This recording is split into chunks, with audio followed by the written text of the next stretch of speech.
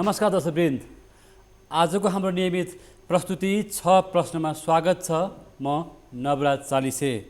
दर्शकवृन्द, सबैभन्दा अगाडि बडा दशैंको अवसरमा सम्पूर्ण दर्शक महानुभावहरूमा हाम्रो शुभकामना। यो वर्ष बडा दशैंको मुखमा आएको अविरल वर्षा, बाढी, पहिरो, डुबानबाट प्रभावित किसान परिवार निकै बिचल्लीमा परेको अवस्था छ।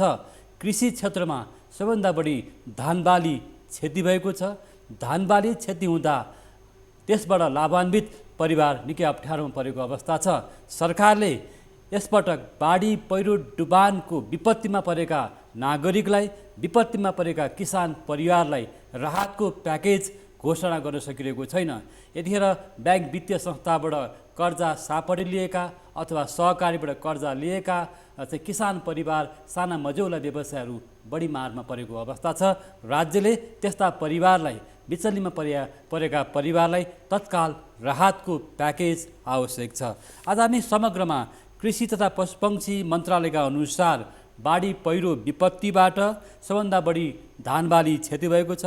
58,476 हेक्टरमा लगाएको धानबाली क्षति हुँदा 3 अर्ब 50 करोडभन्दा बढीको नोक्सानी भएको छ। त्यसैगरी खोटाङमा मात्र 1300 हेक्टर लगायतमा 70 करोडको अलैँची खेती नष्ट भएको छ। पर्सा जिल्लामा 85 हेक्टरमा लगाएको 34 करोडको उखु नष्ट भएको छ। मध्य प्रदेशमा 458 हेक्टरमा लगाएको माछा पोखरी चाहिँ प्रभावित हुँदा, नष्ट हुँदा 1 अर्ब 13 करोडको क्षति नोक्सानी भएको कृषि मन्त्रालयले प्रारम्भिक अनुमान गरेको छ। यसरी समग्रमा देशभर विभिन्न ठाउँमा पशुपालन, कृषि, त्यसैगरी धानबाली, तरकारी खेती नष्ट हुँदा दशैंको बेलामा किसान परिवार निकै अप्ठ्यारोमा, दुःखद अवस्थामा पुगेका छन्। यस्ता नागरिकलाई स्थानीय तह, पालिका, प्रदेश सरकार र पालिकाहरू अथवा केन्द्रीय सरकार बढी जिम्मेवार हुनुपर्छ नागरिकको यो अहिलेको अवस्थाप्रति। आज हामी समग्रमा यो कृषि क्षेत्रमा के कस्तो नोक्सानी भयो र त्योसँग सम्बन्धित निकाय आज हामीसँग राष्ट्रिय खाद्य ब्याङ्क लिमिटेडका कार्यकारी अध्यक्ष शङ्करनाथ उप्रेती हुनुहुन्छ। उहाँ आफै पनि कृषि विज्ञ पनि हुनुहुन्छ। आज हामी उहाँसँग कुराकानी गर्छौँ। सर, यहाँलाई स्वागत छ। स्वागतम, नमस्कार, धन्यवाद। बडा दशैंको अवसरमा यहाँलाई शुभकामना पनि छ। हजुर लगायत सम्पूर्ण श्रोता तथा दर्शक वृन्दहरूलाई यो बडा दशैं, शुभ दीपावली, छठ पर्व र यो भिन्तुना अथवा नयाँ वर्षको समेत शुभकामना व्यक्त गर्दै आज यस स्टुडियोमा हामी चाहिँ यो कृषिले पारेको समस्याको बारेमा छलफल गर्नेछौँ। धन्यवाद। जस्तो यो दशैंको मुखमा जुन बेमौसमी वर्षात भयो, हजुर, जलवायु परिवर्तन यसलाई प्रभाव पनि भन्ने गरिन्छ। यसबाट के कति क्षति भयो, यहाँहरूले कसरी आँकडाहरू हेर्नु भएको छ, यसको चाहिँ विवरण तयार पार्नु भएको छ, के छ सर? यसो अब जस्तो हजुर हामीले बुझेको थाहा भएकै कुरा के हो भने हाम्रो यो धेरै डाटाबेसमा चाहिँ हाम्रो तुरुन्तै उपलब्ध हुन सक्ने राष्ट्रिय रूपमा रहेका तथ्याङ्क विभाग लगायत नेपाल सरकारको निकायहरूले यसलाई हामीले दिन सक्नुभएको छैन। अब हामी जस्तो मात्रै निजी क्षेत्रबाट त यो गर्ने सम्भावना थोरै मात्रै रहन्छ, यथार्थमा आउन गाह्रो हुन्छ। जसले गर्दाखेरि अहिले जो तपाईँले भनिराख्नु भएको छ, हामीले सुनिरहेका छौँ, हामीले पनि हेरेका छौँ कि यो 81 सालको चाहिँ असोजको 11 गते र 12 गतेको यो अविरल वर्षाले चाहिँ धेरै ठाउँमा ठुला क्षतिहरू गरेको छ। अब यसमा थुप्रै खालका विपत्तिहरू आएका छन्। अब त्यसमा चाहिँ बाटोघाटोदेखि लिएर चाहिँ धेरै खालका कुराहरू, अब घर जग्गा जमिनदेखि लिएर चाहिँ सबै खालका व्यवसायलाई ठुलो असर गरेको छ। तर त्यसो हुँदाहुँदै नै अहिले हामीले चाहिँ कृषिसँग सम्बन्धित विषयमा मात्रै हेर्ने हो भनेदेखि सुरुको प्रारम्भिक तथ्याङ्कमा हेर्दाखेरि सबभन्दा बढी चाहिँ धानमै क्षति पुर्याएको कुरा तपाईँ हामीले पाएका छौँ। जसले गर्दाखेरि चाहिँ विभिन्न जातका धान बालीहरूमा पाक्न तयार भएको अवस्थामा चाहिँ यो झन्डै अहिले भन्यो भने 5 अर्ब 83 करोड रुपियाँभन्दा बढीको चाहिँ क्षति भएको भन्ने खालको चाहिँ कृषि मन्त्रालयको तथ्याङ्कले बताएको छ। जसले गर्दाखेरि चाहिँ 58,476 हेक्टरमा लगाइएका विभिन्न पाक्न लागेका धान बालीहरू सबै समाप्त भएर नष्ट भएर गएको अवस्था छ। त्यसै गरी यो कृषि क्षेत्र भनेको यस्तो क्षेत्र रहेछ जुन चाहिँ तपाईँको प्राकृतिक प्रकोपले पनि त्यसैमा चाहिँ आक्रमण गर्ने अथवा त्यही मारमा बेहोर्नुपर्ने, अनि त्यसभन्दा बाँकी रहेको चाहिँ सरकारका पोलिसी नीतिहरूले पनि त्यही कृषि क्षेत्रमै रहने समस्या हुने। त्यसै गरी त्यो तपाईँको समयमा उचित बिउ मलहरू नपाएर चाहिँ भनेको बेलामा त्यसलाई चाहिँ उपलब्धता तयारी गर्न पनि नसकिने, अनि त्यसभन्दा पछाडि कतिपय कुराहरू चाहिँ बजारको अवस्था नपाएको कारणले गर्दाखेरि चाहिँ कुहिएर जाने, बिग्रेर जाने चाहिँ कृषिभित्रको समस्यामा झन् अहिलेको यो बाढी पहिरो यो चाहिँ बाटोको समस्यादेखि लिएर धेरै खालको कुराहरू, यद्यपि अहिले पछिल्लो चरणमा केही उत्पादन भएका वस्तुहरू पनि तपाईँको खेतबारीमै कुहिएर गएको अवस्था बजारसम्म जान सकिएन। त्यसले गर्दा यति गम्भीर मर्म छ नि, जसरी हाम्रो अर्थतन्त्र त कृषिमा आधारित छ। हाम्रो अधिकांश किसान चाहिँ हाम्रो चाहिँ गाउँघरमा खेतीपातीमै आधारित चाहिँ परिवार हुनुहुन्छ। यो अवस्थामा यहाँले अहिले भन्नुभयो मुखैमा आइसकेको धान मुख्य बाली नै प्रभावित भएको छ। भयो त्यति मात्र होइन, तयार भएर खाना आएको तपाईँ हामीले अस्ति हेर्दा के देख्यौँ भने तरकारी बजारमा जो कुलेश्वरमा रहेको तरकारी बजार छ त्यहाँ खाना योग्य भएर ल्याइएका तरकारीहरू फलफुलहरू गरेर 20 करोडभन्दा बढीको चाहिँ नष्ट भएको छ। अब तयारी हालतमा रहेका त्यो 20 करोडको सामान त्यहाँ त्यत्तिकै बाटोमा आएका गाडीहरूमा चाहिँ जो थन्केर बसेका वस्तुहरू यहाँ पनि नआइपुगिसकेको, उहाँबाट पनि हिँडेका चाहिँ कृषि उपजहरू ती चाहिँ त्यत्तिकै गएका छन्। त्यसको लेखाजोखा आँकडै आएको छैन अहिलेसम्म। अब त्यसको तथ्याङ्क खोजी होला अथवा त्यसको चाहिँ बिस्तारै आउन सक्ला। त्यसले गर्दाखेरि त्यो चाहिँ एउटा अमूर्त रूपमा त्यो पनि नष्ट भएको छ। यसरी चाहिँ एउटा खेतबारीमै नष्ट भएर गयो, अर्को चाहिँ बाटोमा ल्याउँदाखेरि बाटामै चाहिँ गयो, अर्को चाहिँ बेच्न राखेको ठाउँमा समेत चाहिँ बिग्रेर गयो। भनेपछि यस्ता खालका कुराहरूले गर्दाखेरि चाहिँ तपाईँको 4753 हेक्टरमा लगाएको तरकारी बालीहरू त बगाएर लग्यो तपाईँको, त्यो एउटा काम नलाग्ने भएर गयो। अब त्यसले गर्दाखेरि चाहिँ अरबौँको चाहिँ क्षति चाहिँ यसरी तरकारीमा मात्रै भएको छ भनेदेखि यति धेरै सबै खालका कुराहरूमा अब यो प्राकृतिक प्रकोप भन्ने खालको एउटा वस्तुमा मात्रै हुँदो रहन्छ, सबै वस्तुहरूमा पर्छ। धेरै खालका ती वस्तुहरूमध्ये कृषि उपजहरू जो चाहिँ हामीले दैनिक प्रयोग गर्नुपर्ने खालका कुराहरूमा मात्रै छोटो रूपमा हेरेर प्रारम्भिक रूपबाट त हेर्दाखेरि पनि धेरै ठुलो क्षति भएको देखिन्छ। त्यो चाहिँ अब अलिकति हाम्रो जलवायु परिवर्तनको कारणले पनि अब यो इकोसिस्टमलाई हामीले संरक्षण गर्न नसकेको कारणले धेरै खालका कुराहरू त्यसका पछाडिका कारणहरू हुन सक्लान्। तर अहिले ज्वलन्त उदाहरणको रूपमा चाहिँ यो बेमौसमी वर्षाले चाहिँ यस्तो मुखैमा आएको अन्नबालीहरू तरकारी बालीहरू जो चाहिँ चाडबाडको मुखमा धेरै खालका कुराहरूले चाहिँ अब त्यो अर्थतन्त्रलाई चलायमान गर्ने अवस्थामा जतिखेर चाहिँ यो बजारको चाहिँ एकदम धेरै चाहिँ आउजाउ ओहोर दोहोर हुने र चाहिँ त्यो पैसा साटफेर भइराख्ने अवस्थामा चाहिँ यस्तो विपत्तिको कारणले गर्दाखेरि अहिले अर्थतन्त्र चलायमानलाई समेत यसले चाहिँ असर रहेको चाहिँ विज्ञहरूले बताउनु भएको छ र त्यो हामीले बजारमा देखेका पनि छौँ। यस्तो खालको यसको असर के त? जस्तो यहाँ त किसान परिवारमा पुग्नुहुन्छ, सम्बन्धित जिल्लाहरूमा पुग्नु भएको छ, के त यसले असर दूरगामी असर कस्तो पार्न सक्छ? धानबाली नष्ट हुँदाखेरि हाम्रो खाद्य सुरक्षामा समस्या आउँछ। आज पनि हामी ठुलो मात्रामा चामलको आयात गरिरहेका छौँ होइन, व्यापार घाटा चामल खाद्य वस्तुहरूमै बढी छ होइन। यसो हो तपाईँको के हो भने राष्ट्रिय खाद्य ब्याङ्कसँग 2 लाखभन्दा बढी किसानहरू आबद्ध हुनुहुन्छ। उहाँहरू उत्पादनसँग जोडिनु भएको छ। त्यो उत्पादित वस्तुहरूलाई चाहिँ राष्ट्रिय खाद्य ब्याङ्कले आफैले भण्डारण गरेर ग्रेडिङ गरेर प्रशोधन गरेर प्याकेजिङ गर्दै बजारीकरणसम्म गर्ने गरी चाहिँ आफ्ना चाहिँ सिस्टमहरू बनाएर, भन्नुको मतलब सिधै किसानको आलीदेखि उपभोक्ताको थालीसम्म पुग्ने गरी हामीले चाहिँ यो काम गरिरहेको अवस्थामा अब धेरै ठाउँमा किसानहरूसँग हामीले मिलेर काम गरिरहेको ठाउँमा त अब अन्नबालीको बारेमा तरकारी बारीको बारेमा यस्ता खालका धेरै नष्ट भएर गएका छन्। अब अघि नै तपाईँले पनि भन्नुभयो खोटाङको एउटा ठाउँमा मात्रै हेर्नु 1300 हेक्टरमा चाहिँ लगाइएको चाहिँ तपाईँको अलैँची खेती झन्डै 70 करोडभन्दा बढीको एकैचोटि नष्ट भएर गएको छ। कृषि मन्त्रालयले प्रारम्भिक नतिजा मात्रै हो, त्यसको धेरै विस्तृत यो सबै विवरण त प्रारम्भिक मात्रै हो, प्रारम्भिक मात्रै। यसको त कति विवरण त आएकै छैन। त्यसले गर्दाखेरि यसको दूरगामी प्रभाव भनेको कस्तो रहने भयो भने अब एक त कतिपय किसानहरू अब किसानी पेसाबाट पलायन हुनुपर्ने अवस्था सिर्जना भयो। किन पलायन हुनु पर्यो भनेदेखि आफ्नो मुखैमा आएका चाहिँ यस्ता बालीहरू चाहिँ प्राकृतिक प्रकोपले गर्दाखेरि गइदियो, इन्सुरेन्स गरेको छैन, इन्सुरेन्स गरेका ठाउँमा पनि इन्सुरेन्स कम्पनीहरूले पैसा दिन सक्दैनन्, पहिला अघिल्लो वर्षकै भुक्तानी बाँकी छ। अनि त्यसले गर्दाखेरि के को लागि गर्ने र यसको पछाडिको चाहिँ ग्यारेन्टी पेब्याक ग्यारेन्टी के हुन्छ त भन्ने खालका कुरामा नरहने बित्तिकै पेसा परिवर्तन गर्न सक्ने एउटा सम्भावना र त्यसले गर्दा उत्पादनका कुराहरूमा अझ घट्न सक्ने सम्भावना देखियो। दोस्रो खालको कुरा भने कृषकहरू अझ पलायन हुन सक्छ। यहाँ एउटा गम्भीर कुरा उठाउनु भयो, यो कृषि बिमा बाली बिमा प्रभावकारी भइरहेको छैन। यो आम किसानको पनि गुनासो यही छ, इन्सुरेन्स कम्पनीहरू त्यहाँ पुग्न सकेनन्, पुग्दैनन्, राज्यको त्यो नीति छैन भन्ने कुरा आइरहेको छ। अब यस्तो हो, पहिला राज्यले चाहिँ इन्सुरेन्स गर्ने भनेर केही पैसा दिनुपर्ने भनेर किसानहरू रौसिएर चाहिँ एकदम हामी चाहिँ सुरक्षित भयौँ भनेर इन्सुरेन्स गराइयो। तर पछि के भयो भने त्यो क्षतिको विवरण आकलन गरिसकेपछि क्षतिलाई चाहिँ क्षतिपूर्ति दिने खालको कुरामा इन्सुरेन्सले दिन सकेन, किनभने सरकारबाट पैसा आएको छैन, यति पैसा आउन बाँकी छ भन्छ, उसले पनि दिँदैन। अनि अब त्यो सरकारसँग कुरा नपुगेको कारणले गर्दाखेरि किसानहरूले पाउनु भएको छैन र त्यसले गर्दा यो इन्सुरेन्स गरे पनि हुन्छ नगरे नि हुन्छ भन्ने खालको कुरामा गएर अहिले त धेरै जस्तो किसानहरूले त्यो इन्सुरेन्स गराउनै छोडिसक्नु भएको अवस्था छ। यद्यपि त्यो इन्सुरेन्स गराएको पनि टाइममा समयमा पुग्दिने भइदिया भएदेखि अलिकति त्यो राहत हुन्थ्यो।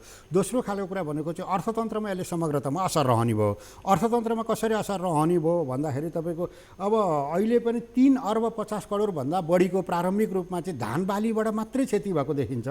अनि त्यसै गरी चाहिँ तपाईँको अब 4 अरब जतिको चाहिँ तपाईँको तरकारीहरू नष्ट भएको देखिन्छ सबै ठाउँमा गर्दाखेरि। अब एउटा माछाको मात्रै कुरा गर्ने 1 अरब 33 करोडको त 2 मध्य प्रदेशमा मात्रै क्षति भएको छ भने यस्ता धेरै खालका क्षतिहरूलाई जोड्दै जाँदाखेरि के हुने भने त्यो त अब भोलि हामीले काहीँ न काहीँबाट ल्याएर त खानु पर्यो, त्यो बाह्य देशबाट ल्याउनु पर्यो, जसले गर्दाखेरि चाहिँ हाम्रो पैसा बाहिरिने पनि भयो, यी उत्पादन भएको कुरा खान नपाएर चाहिँ त्यो पैसा बाहिरिने पनि भयो, जसले गर्दाखेरि चाहिँ अर्थतन्त्रमै पनि समग्रतामा यसले चाहिँ समस्या निम्त्याउने खालको कुरा देखियो दोस्रो नम्बरमा।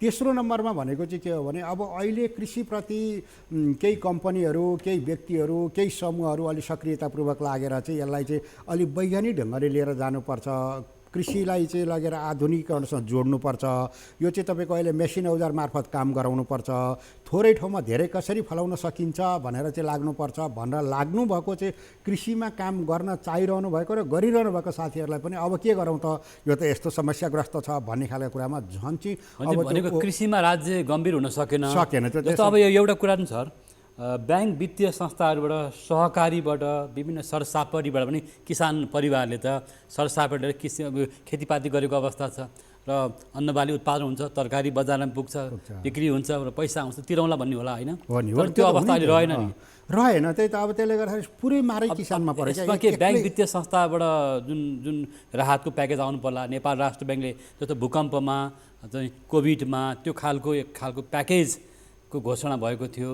अहिले तपाईँलाई के लाग्छ? आफै पनि एउटा ब्याङ्कर्स हुनुहुन्छ होइन, हामी चाहिँ जस्तो वस्तुको बैङ्क हो तर पनि कृषि क्षेत्रको एउटा विज्ञ होइन। हुनुहुन्छ। हामीले के गर्छौँ भने यो नेपाल सरकारको पोलिसीभित्र पर्ने कुराहरू हुन्। सरकारले आजसम्म यसको बारेमा यथार्थ खालको यति चाहिँ यसको क्षति भयो, यो सरकारले यति बेहोर्छ, अरू निजी प्राइभेट सेक्टरबाट यसरी जाउँ भन्ने खालको कुनै पनि खालको कुरा अहिलेसम्म आएको छैन। उयो राहत कोषमा एउटा पैसा जम्मा गर्ने र अब त्यो राहत कोषमा चाहिँ सबैले जम्मा गरेको पैसालाई केही रूपमा बाँड्ने भन्दा बढीहरू तयारी भएको छैन। प्रभावित किसानको अवस्था बुझ्नु त आवश्यक छ, अहिलेसम्म छ, बुझ्न आवश्यक छ। र आजका दिनसम्म पनि फलानु किसानको चाहिँ यति अरबको, यति करोडको, यति लाखको क्षति भयो भनेर क्षतिको विवरण आएको छैन। त्यो सङ्कलन गर्ने कति बेरसम्म लाग्ने हो। अनि त्यसभन्दा पछाडि अब त्यो किसान त खान नपाएर अहिले हजुरले भनेको जस्तो आफ्नो भएको अन्नबालीहरू पनि सबै स्वाहा भएर गयो। अब वित्तीय कारोबार गरिएको ठाउँबाट चाहिँ वित्तीय संस्थाहरूलाई तिर्नुपर्ने उसको दायित्व जिम्मेवारी छँदैछ।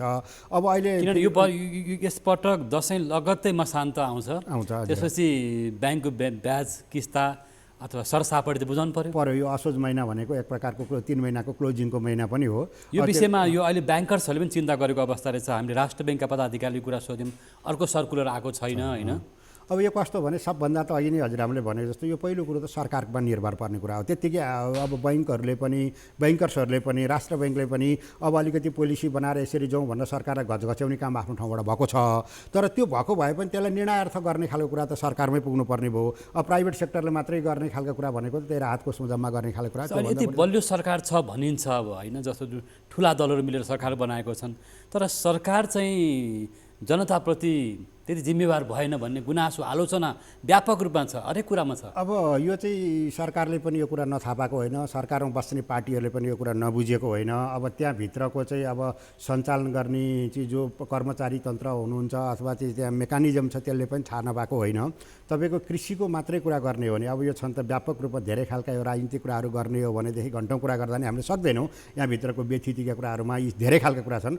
तर कृषि मात्रै हेर्ने हो भने यस्तो छ कि हाम्रो यो 7 खर्बभन्दा बढी कृषि उपजहरू बाह्य देशबाट आएर हामीले खाइरहेका छौँ। अहिले त्यो खानेकुराहरू पनि अखाद्य खालको खानेकुराहरू छ। अखाद्य भनेको कस्तो भने त्यो जङ्क फुडको रूपमा रहेको, त्यो विषादी भएको, त्यो खाने बित्तिकै चाहिँ हाम्रो स्वास्थ्यमा वा हाम्रो शरीरमा चाहिँ धेरै खालका रोग लाग्ने खालका यस्ता खालका बिग्रिएका वस्तुहरू अथवा नबिगार्नको लागि चाहिँ केमिकलका प्रयोग गरेर ल्याएका खानेकुराहरू खान हामी बाध्य भएका छौँ। त्यही भएर पनि राष्ट्रिय खाद्य ब्याङ्क लिमिटेडले चाहिँ त्यसको विकल्पको रूपमा चाहिँ यहाँ देशमा स्वदेशमै उत्पादन गरिएका खानेकुराहरू जो सेफुडयुक्त खानेकुराहरू भनेको स्वदेशी उत्पादनलाई स्वदेशी नै प्रवर्धन गरौँ भन्ने त्यसमा पनि सेफुड भनेको चाहिँ विषादी र रसायनको मात्रा नभएको प्राङ्गारिक खेती प्रणाली समेत जोडेर चाहिँ अहिले वैज्ञानिक ढङ्गले आधुनिकरण ढङ्गले चाहिँ माटो परीक्षणदेखिका काम गरेर उत्पादनलाई पनि वृद्धि गराउँदै लाने विषादी र तर सर अब विडम्बना के छ भने हाम्रो यो अब कृषि मन्त्रालयको आधाभन्दा बढी बजेट त रासायनिक मलको आयातमै जाँदो रहेछ। म यो विषय पनि आउँछु। दर्शकवृन्द, आजको हाम्रो नियमित प्रस्तुति 6 प्रश्नमा बाढी पहिरो डुबान यो विपत्तिबाट कृषि क्षेत्रमा परेको समस्या अप्ठ्यारोको बारेमा कुराकानी गरिरहेका छौँ। हामीसँग स्टुडियोमा राष्ट्रिय खाद्य ब्याङ्क लिमिटेडका कार्यकारी अध्यक्ष शङ्करनाथ उप्रेती हुनुहुन्छ। पालो भएको छ ब्रेकको।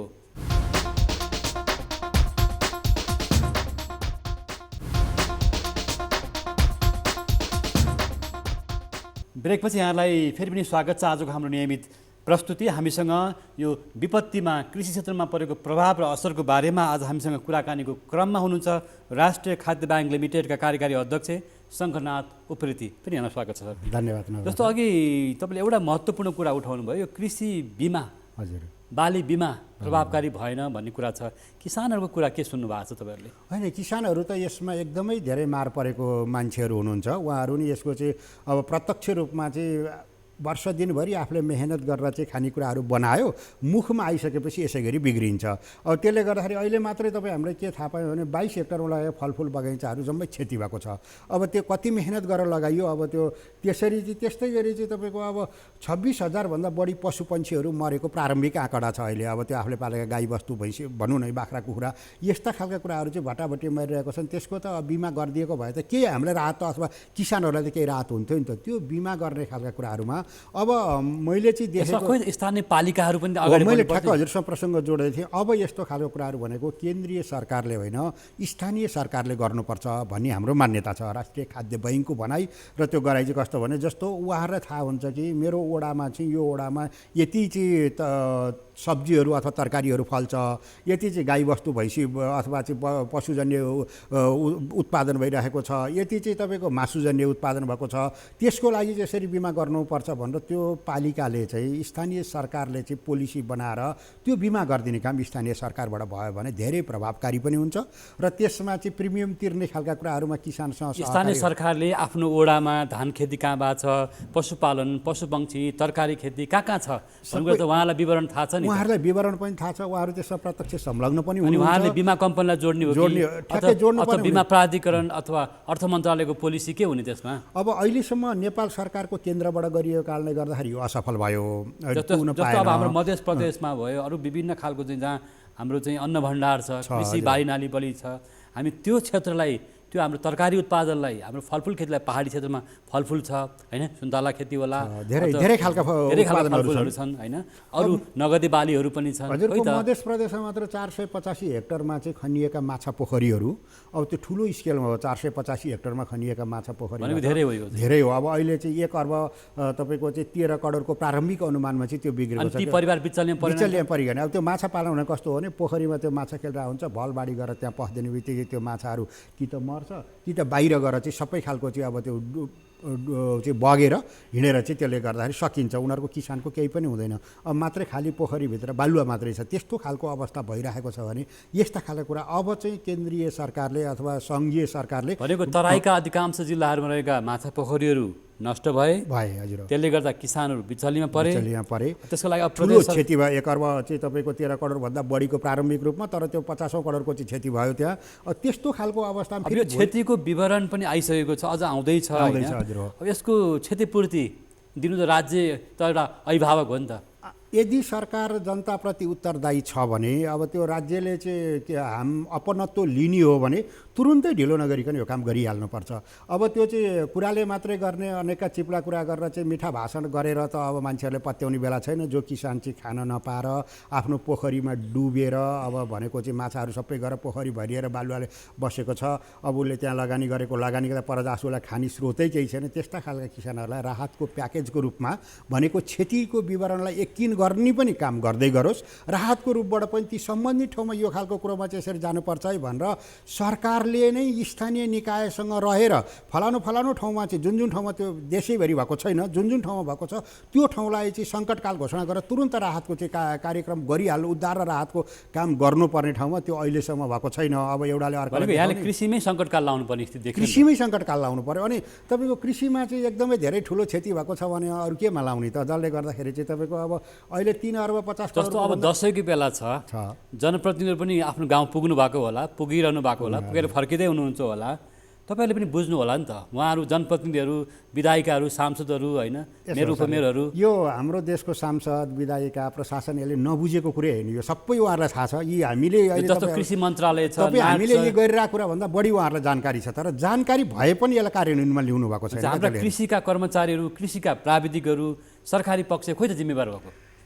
जतिखेर आपद पर्छ, जतिखेर सङ्कट पर्छ, त्यति बेला चाहिँ राहत र उद्धारका काममा सरकार छ भन्ने अभिभावकत्व निर्वाह गर्नुपर्ने बेलामै सरकार नभएपछि ऐपछि के काम भयो र भनेको नि, पछि त आफ्नो काम भइरहेको बेलामा त त्यसले गर्दाखेरि अब सरकारले गर्नुपर्ने काम अथवा सम्बन्धित निकायले गर्नुपर्ने काम, सुरकारवालाहरूले गर्नुपर्ने, सरकारले जसरी किसानसँग अथवा व्यवसायी साना मजदुर हरेकसँग राजस्व कर उठाइरहेको छ नि, त्यसपछि राज्य जिम्मेवार हुनु पर्दैन? पर्यो, राज्य त जिम्मेवार हुनै पर्ने हो। अब यस्तो अवस्थामा ब्याङ्क वित्तीय संस्थाहरू पनि जिम्मेवार हुनु पर्ला, किनभने जो प्रभावित किसानले आफ्नो दैनिकी जीवन चलाउन सकिरहेको छैन। अब हजुरलाई म एउटा चाहिँ सरकारलाई तिरेको ट्याक्सको बारेमा एउटा मात्रै निवेदन गरौँ।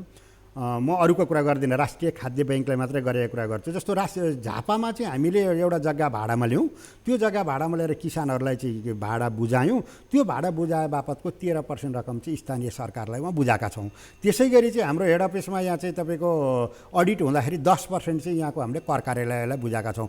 कामै सुरु नभइकन चाहिँ तपाईँको 23% चाहिँ सरकारलाई कर एउटा कृषिमा काम गर्ने मान्छेले बुझाउनु परेको छ भने यस्ता कर त अनगिन्ती छन्। बजारमा सुनिन्छ तपाईँको चाहिँ धेरैवटा करहरू नेपाल सरकारले लगाइरहेको छ, तर सरकारले चाहिँ जतिखेर आपद परेको विपद परेको बेलामा चाहिँ मुख दर्शन भएर अथवा हेरेर मात्रै ठुलो हेरेर बस्ने अवस्था भएको कारणले गर्दाखेरि अहिलेका नेपाली किसानहरूलाई अहिले जो कृषि पेसामा लाग्नुभएको र कृषि कर्म आफ्नो बनाएर अगाडि बढिराख्नु भएको चाहिँ यहाँका संस्थाहरू, व्यक्तिहरू, किसानहरू जो लागिराख्नु भएको छ, सहकारीहरू, उहाँहरू एकदम निराश भएको अवस्था छ अहिलेको बेलामा। जस्तो अब सहकारीका व्यक्तिहरू निराश छन्, सहकारी पनि डुबेको अवस्था छ भनिन्छ, केही सहकारी राम्रो पनि गरेका छन्, तर अब अधिकांश सहकारीका बचतकर्ताहरू सहकारीमा आबद्ध भएका व्यक्ति समस्यामा छन्।